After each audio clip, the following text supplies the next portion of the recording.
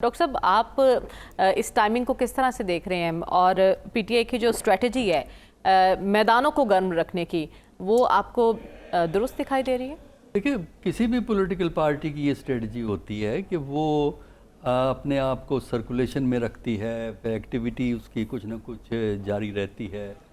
और पीटीआई चूँकि बड़ी पार्टी है तो इसलिए वो अपना कुछ ना कुछ तो इस किस्म का मेला, इस किस्म की कोई प्रोटेस्ट करेगी। लेकिन देखना, पहले तो सबसे बड़ी बात ये है क्या हुकूमत उसको इजाज़त दे देगी, क्योंकि रवायती तौर पर तो हुकूमत इजाज़त नहीं देती उनको, क्योंकि इससे पहले भी परमिशनें उनको ग्रांट नहीं हुई हैं, या देते हैं तो ऐसी शर्तें लगा देते हैं, इतनी शर्तें लगा देते हैं कि वो ना होने के बराबर होता है। तो इसमें भी वही होगा, क्योंकि हमारे पॉलिटिक्स एक रवायती अंदाज में चल रही है। दूसरा ये है कि एक दिन का जलसा भी हो सकता है, कहीं जलसा भी हो सकता है, तकरीरें भी हो सकती हैं, लेकिन सस्टेन्ड एजिटेशन इस वक्त पाकिस्तान में हो नहीं सकता। देखिए, मौसम के फैक्टर एक अहम फैक्टर है, लेकिन उसके अलावा 3 और बड़े फैक्टर हैं जिसकी वजह से कोई sustained long term agitation Pakistan में नहीं हो सकता। वो क्या है? पहला तो है रियासती जबर। जो रियासत ने, पंजाब ने और इस्लामाबाद ने जो जबर इस्तेमाल किया है हमारी एडमिनिस्ट्रेशन ने और पुलिस ने पिछले 2 साल के अंदर, उसकी वजह से मुल्क में खौफ की फ़िज़ा कायम है। एक तो ये है, और वो जबर अब भी इस्तेमाल होगा जब भी पीटीआई कोशिश करेगी। अच्छा, अब दूसरा फैक्टर ये है कि गुर्बत और इफलास लोगों को बहुत तंग कर रही है। प्राइस हाइक इतनी ज़्यादा हो गई है, अब लोग डरते इस बात से हैं कि अगर पुलिस गिरफ्तार कर लेती है, जो कि आम तौर पे करती है, और उसके बाद उनकी सुनवाई किस तरह होगी, वकील कहाँ से करेंगे, अदालतों में कहाँ से चक्कर खाएंगे।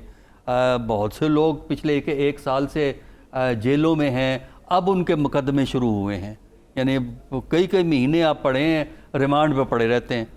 तो एक ये है जो पुराने जो जबर की एक्सटेंशन है कि लोगों की इक्तिसादी सूरत हाल ऐसी है कि वो इस किस्म का रिस्क लेते हुए डरते हैं। अगर इक्तिसादी तौर पे उनको अपनी फैमिली की फ़िक्र होती है, अगर हम चले गए तो फिर ख़र्चा कौन पूरा करेगा, वकील किस तरह हम हायर करेंगे, ये एक बड़ी एक कंसिडरेशन है। तीसरा एक लीडरशिप का फैक्टर है।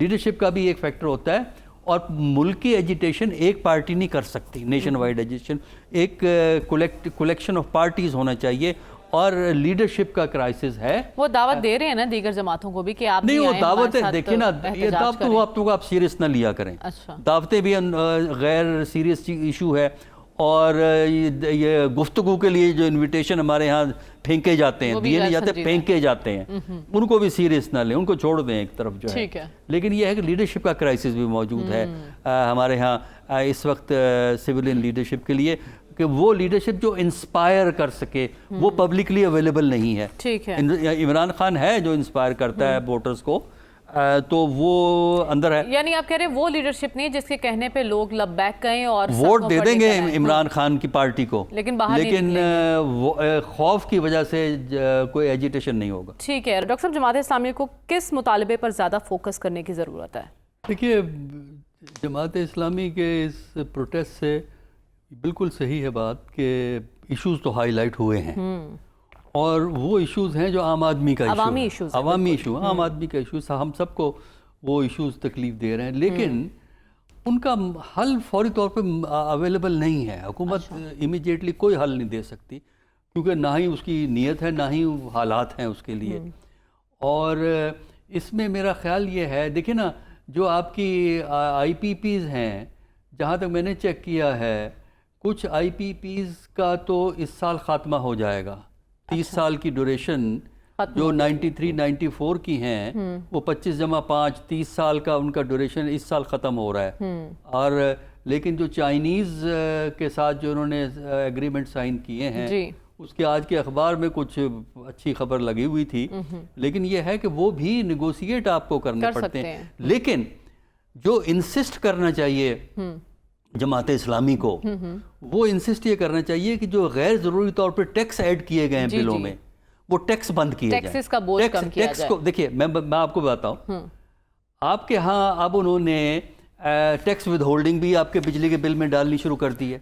پتہ نہیں جبکہ بندہ ٹیکس کتنی دے رہا قسم ہے، کے ہر ٹیکس جگہ ہیں۔ ود ہولڈنگ ہے، ایک تو ود ہولڈنگ کو ختم کر دیا جائے، یہ جماعت کو اصرار کرنا چاہیے۔ دوسرا یہ کئی قسم کے سیلز ٹیکس ڈال دیے ہیں، سیلز ٹیکس بھی، اور آج پتہ چلا ہے ہم نے اب کوڑا ٹیکس بھی دیا کرنا ہے، تو نہیں وہ اس کوڑا ٹیکس ٹیکس کے تو دیتے ہیں آپ کو جو پراپرٹی ٹیکس آتا ہے نا، جو آپ کو پراپرٹی ٹیکس آتا ہے، کبھی اس کی تفصیل پڑھ لیں گے تو آپ کو پتہ لگے گا کہ آپ بہت کچھ نہیں دیتے ہیں۔ اب سے اپروول دیا کہ اب پھر سے ہم نے کوڑا ہاں ٹیکس وہ بھی اور دینا ہے، وہ اور چیز ہے۔ ڈاکٹر صاحب آپ کو کیا لگتا ہے کیا ہوگا پرسوں اجلاس میں؟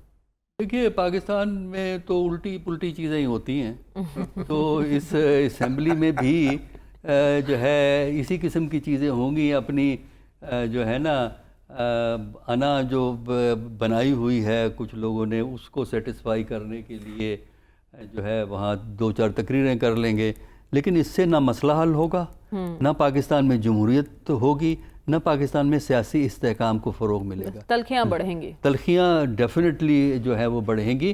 اس سے پہلے بھی سپریم کورٹ کے ججمنٹ امپلیمنٹ نہیں کیے اس گورنمنٹ نے اور الیکشن کمیشن نے، اب بھی الیکشن کمیشن بھی اس فیصلے کو ڈیلے کر رہا ہے، جو انہوں نے پوچھا ہے 12 نا جولائی کا فیصلہ وہ اس لیے ڈیلے کر رہا ہے تاکہ وہ ان کو سیٹیں نہ دینی پڑیں اور ریویو پٹیشن شروع ہو جائے۔ اچھا، تو میرا خیال ہے کہ وہی معاملہ جس کی وجہ سے الیکشن ڈیلے ہوا تھا، کم از کم پنجاب کے الیکشن کی ڈیٹ دی گئی تھی، اسی طریقے سے الیکشن کمیشن اور گورنمنٹ پھر دوبارہ اکٹھے ہو کر سپریم کورٹ کے خلاف کوئی محاذ کھولنا چاہتے ہیں، لیکن اس میں نقصان حکومت کا ہوگا اور ہمیشہ اور پارلیمنٹ کا بھی نقصان ہوگا۔ جس مقصد کے لیے پارلیمنٹ ہے، پارلیمنٹ سپریم نہیں ہے، سپریم کانسٹیٹیوشن ہے، ایک چیز کا خیال رکھیے، ٹھیک ہے، پارلیمنٹ ہے سپریم لیجسلیٹو باڈی، یہ خیال رکھیں۔ ٹھیک ہے، حکومت نے پہلے اپنے خلاف کئی محاذ کھولے ہوئے ہیں، تو دیکھتے ہیں پرسوں کون سا محاذ کھولتی ہے۔